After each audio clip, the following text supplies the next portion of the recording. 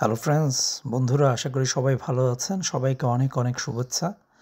তো ভিডিও শুরুতেই বলে রাখি, আমরা অস্ট্রেলিয়া থেকে একটা ট্যুর গ্রুপ নিয়ে এসেছি ইউরোপে বিভিন্ন দেশে সিটিতে ভিজিট করার জন্য।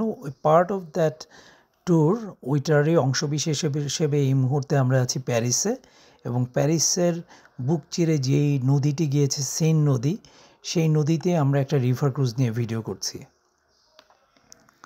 তো প্যারিস সম্পর্কে আসলে তেমন কিছু বলা নেই।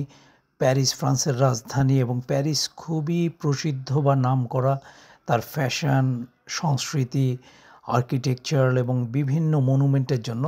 যেমন প্যারিসে আছে সুপরিচিত আইফেল টাওয়ার, লুভ জাদুঘর, এবং আপনারা সবাই জানেন লুভ জাদুঘরে মোনালিসা চিত্রকর্মটি আছে। তো আমরা আরেকটা ভিডিওতে ওই চিত্রকর্মটি বা লুভ জাদুঘর নিয়ে একটা ভিডিও দেখব। যাকে নিয়ে প্যারিসকে আরেক দিক থেকে বলা হয় সিটি অফ লাইট, কারণে এর সুন্দর আলোকসজ্জার জন্য।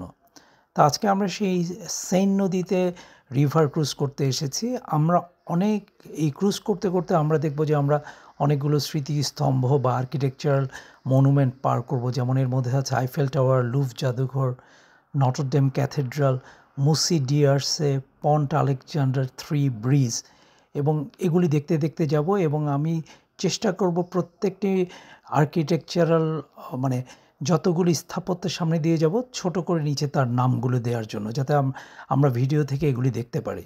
তা আশা করি আমরা সবাই ভিডিওটি পছন্দ করব, এবং ভিডিওটি আপনাদের পছন্দ হলে অবশ্যই লাইক বাটনে প্রেস করবেন, এবং আমার চ্যানেলটি সাবস্ক্রাইব করতে ভুলবেন না।